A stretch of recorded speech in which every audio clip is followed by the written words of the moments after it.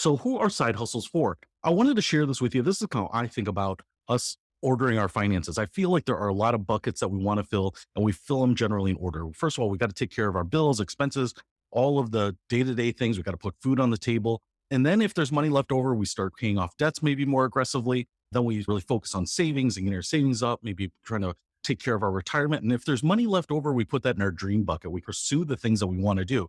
Now, I will say that most people, look at this number, 78% of people are living paycheck to paycheck, meaning that the money coming in is just enough to cover their expenses. And so side hustles are really great for people right in the space, right? The people that are just getting by, not being able to fill some of those other buckets.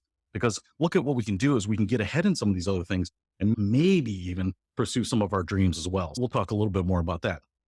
So, why do we want to make side hustles part of the financial conversation? The big reason is that people are already utilizing side hustles in a really big way. In fact, I will show you some stats that people are just crushing it on side hustles out there.